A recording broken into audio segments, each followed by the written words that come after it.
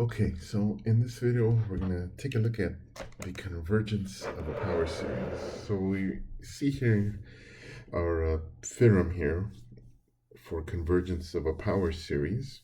So we just have a general power series with coefficients c sub n centered at a, right? So x minus a to the nth power. So either it's always going to fall in one of these three conditions, right? So for sure it'll converge when x is equal to a, because then we just get 0 to the n, which is 0, times any c sub n, that's 0. So it's just not interesting series of all zeros. So guaranteed convergence at least at one point. The other extreme is that it converges actually everywhere, right, across all real numbers. Okay, and then the third option here, which would be that it converges for only a specific number of points, right, that are within some interval from the quantity x minus a. Right, so the third case here is that x minus a is less than r, where r is what we'll define to be the radius of convergence, which I'll talk about more in a second. And it diverges anywhere outside of that. Okay, now at the values at the edge of this interval, they may or may not converge. Those we take on a case-by-case basis. And we'll get more into that as we do the examples here, right? So what this is talking about, right? So on a number line here, right, we have some power series that's centered about a. So for sure, it would converge there at a. All right, that would always be the case. Sometimes that might be the only one, right? Now, sometimes it'll be across all real numbers, right? In which case here, right, any number, x can be anywhere out here. So here, let me just kind of shade it out here, right? So it might be that, right? So it converges everywhere. And then sometimes it would be across some value here. Now that r is here.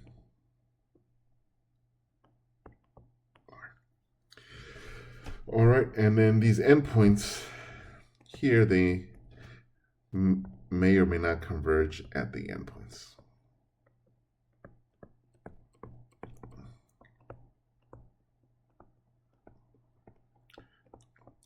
Okay, so sometimes it converges at both of the endpoints here, sometimes only at one of them, right? Sometimes at neither of them, right? We just have to test them out. And again, the way that we test it is by the test that we've used previously, right?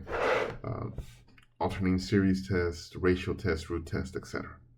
Okay, so this term r is what we call the radius of convergence.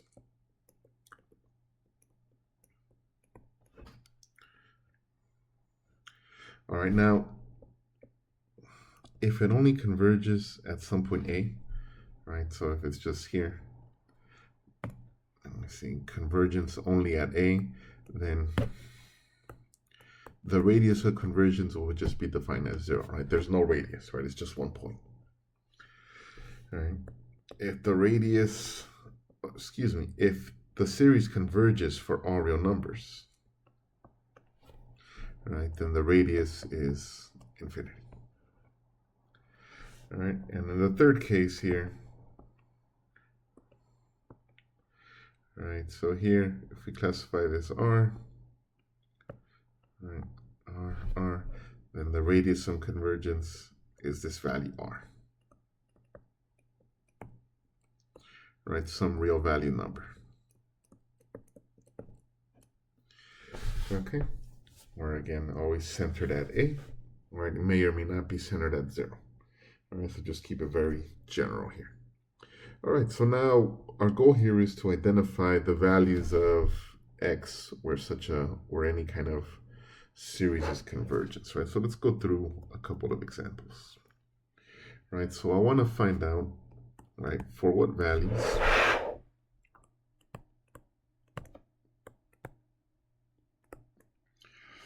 of x is the series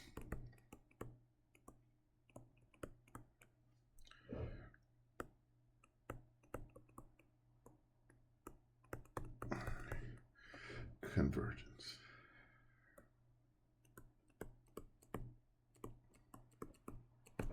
All right. So again, we have a power series centered at 0. So I know that it converges for sure when x is equal to 0. All right, because then again, that leads us to this thing, which 0 converges, right? So now let's take a look at, well, what happens when x is not 0? Okay, so when x is not 0, I'm going to apply the ratio test, right? So I'm going to take the limit as n goes to infinity, absolute value a sub n plus 1 over a sub n, where these are my a sub n plus 1s. So here, I'll drop the absolute value since all values are positive here. The only one really is around the x here. So what I'll do is here we'll have n plus 1 factorial, right? Absolute value of x to the n plus 1 over n factorial, absolute value of x to the n. All right. Okay, so simplifying here, we get x to the n,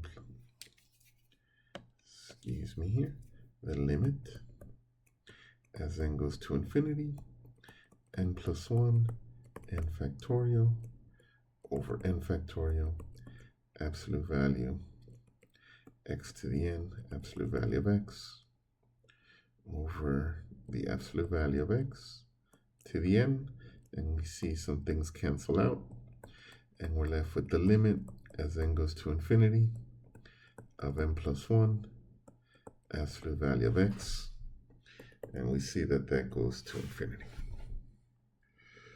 All right, so what that's telling me is that there's not, from the ratio test, there's no convergence for any non-zero values. So here we have convergence only at 0, which means that the radius of convergence is 0.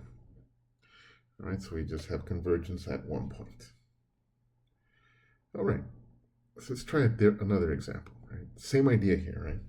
So the example I want is for what values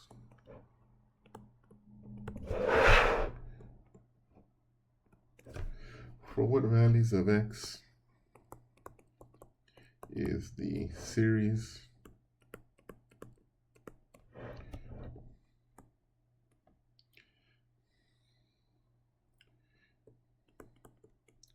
(0 to infinity) of negative 3 to the n, x to the n, over square root of n plus 1. Okay. So again, we have another power series here that's centered at 0. So again, definitely convergent when x is equal to 0. It is convergent. All right. Okay. Excuse me. So now let's look at when x is not 0, and let's do the ratio test again, right? So the limit as n goes to infinity, absolute value negative 3 to the n plus 1, x to the n plus 1 over square root of n plus 2, right? Because we add 1 to the n plus 1, square root of n plus 1 over negative 3 to the n times x to the n. All right. Okay, so here, simplifying here, so I'm going to rewrite this, the limit as n goes to infinity, and here we're going to get absolute value of negative 3.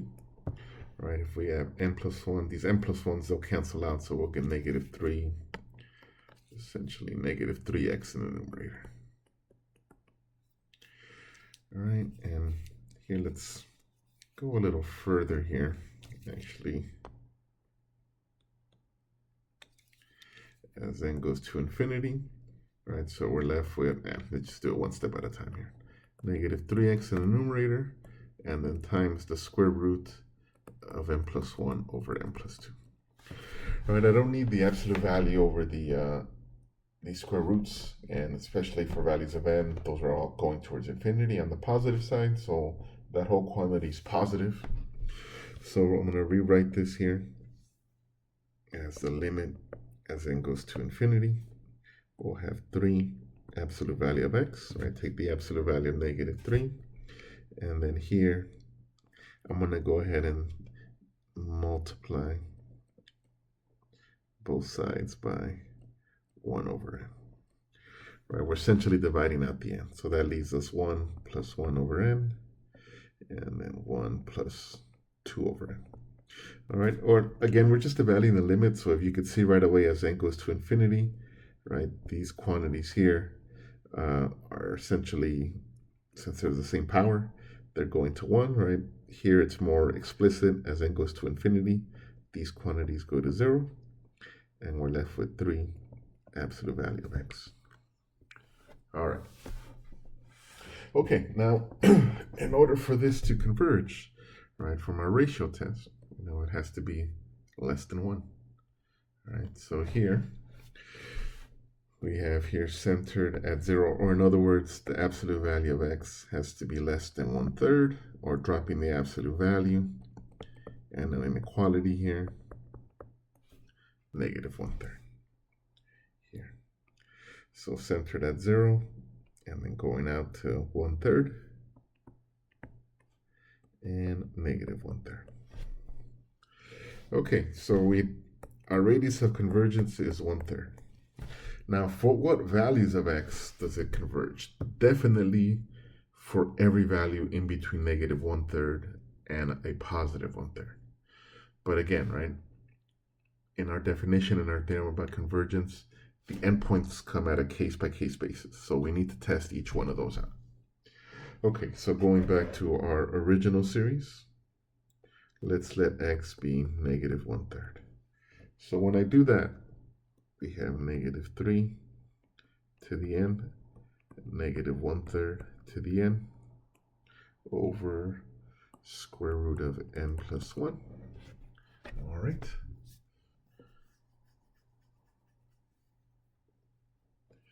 Here for n equals to 0 to infinity, and excuse me,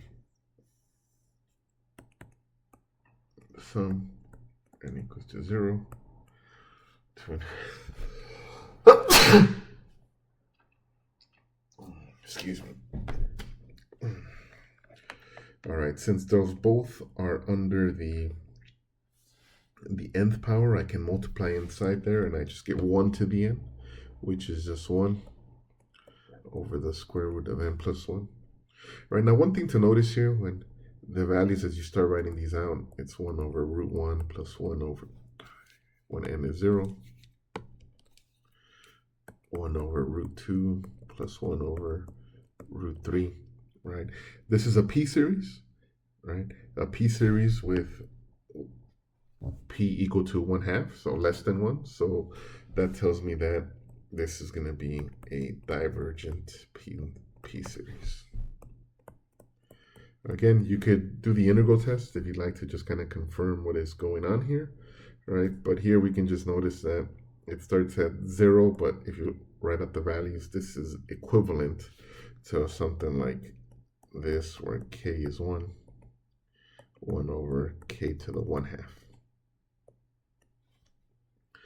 Right, where we plug those in, 1 to the 1/2, 2 to the 1/2, 3 to the 1/2, etc. So those are, it is a divergent series. All right, so it diverges at x is equal to negative 1/3. Okay, now what about when x is equal to 1/3? So when I do that,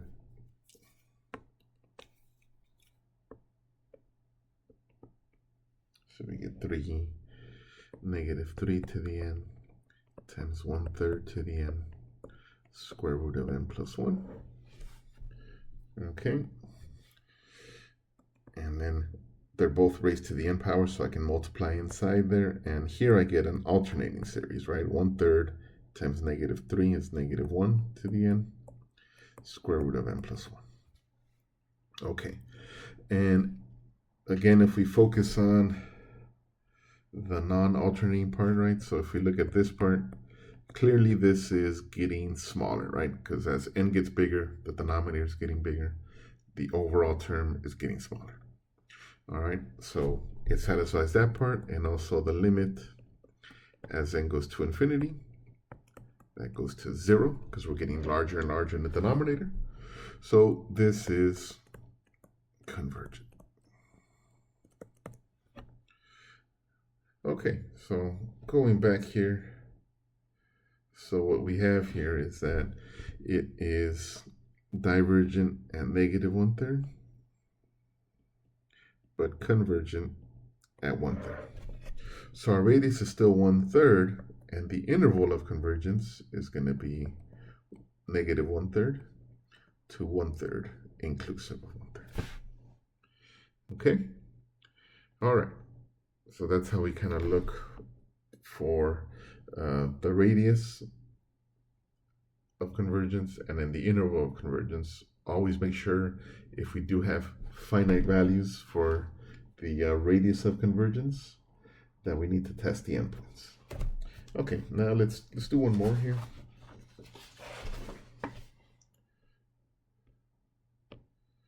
All right, and again for this example, we have 0 to infinity of x to the n over n factorial. And again, same problem here.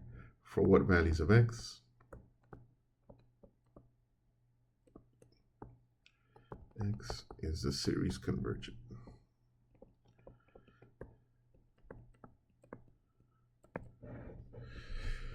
Okay, so we take the limit as n goes to infinity, x to the n plus 1 over n plus 1 factorial times n factorial x to the n. Okay, and then here, rearranging some things here, limit as n goes to infinity, we'll have absolute value of x, right? And then times n factorial n plus 1 times n factorial. Simplify further, we get the limit as n goes to infinity, absolute value of x of n plus 1, right? So n, right, is the limit with respect to, so as n goes to infinity, this whole quantity is going to 0. All right, so what that tells me is that convergence does not depend on x, right? So the way you interpret this result here, when you take the limit from our ratio test, and you find that, right, then you get 0, right, or a result really that doesn't depend on x, that's telling you that the radius of convergence is infinite, right? And the interval that it converges on is all real numbers. So from -infinity to +infinity, right? And that's how you interpret here our result, right? And now we've gone through the 3 different ways that a power series can converge.